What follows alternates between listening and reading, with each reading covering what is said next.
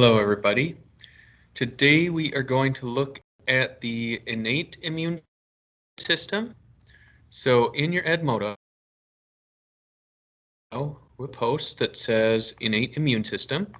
We have the link for the reading.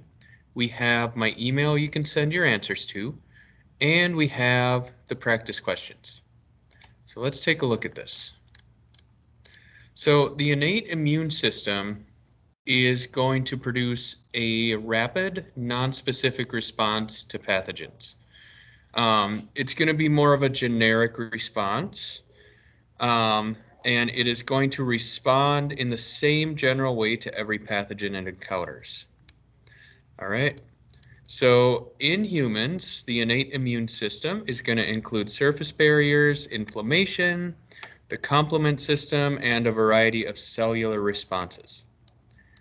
So the body's first line of defense is going to be physical barriers. So 3 different types of barriers that are going to keep most of the pathogens out of the body tissues. So these types of barriers are mechanical, chemical, and biological. So mechanical barriers are the first line of defense against pathogens, and they are going to physically block pathogens from entering the body. So an example of this is the skin.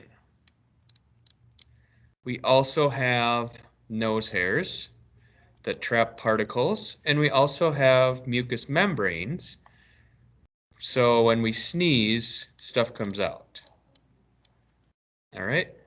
Next, we have chemical barriers. So these are going to destroy pathogens on the outer body surface at body openings and inner body linings. This is pretty much anything that leaks out of your body. Sweat, mucus, tears, all that stuff is going to contain things called antimicrobial substances that are going to kill pathogens. All right, next we have biological barriers. So these are harmless bacteria that live on us and in us.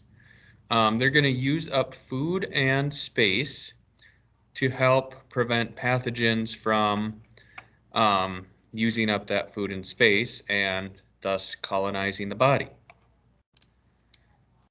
Next, we have inflammation.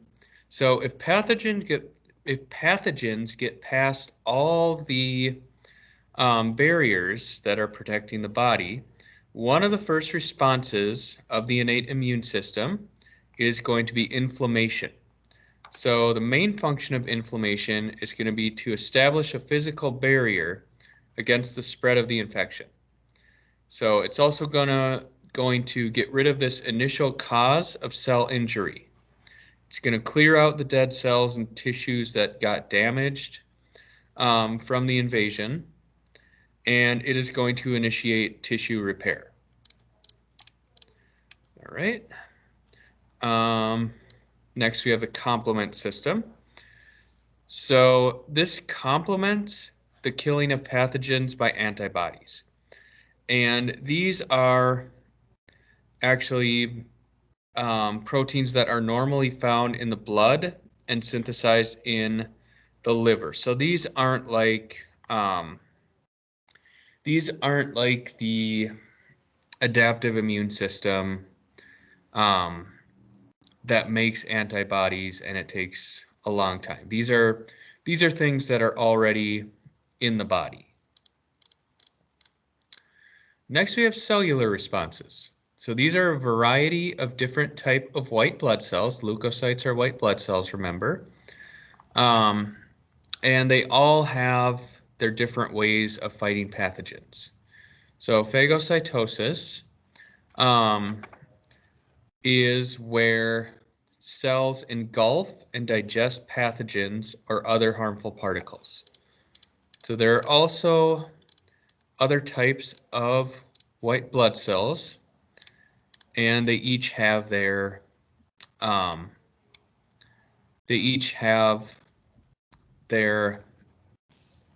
mechanisms of operation. All right. So some pathogens have evolved so that they can evade their human host's immune systems. I'll actually let you go through this on your own since it's bullet point, but it's just ways that they can get past the innate immune system. So hopefully that makes sense. Make sure you finish your questions and turn them into me.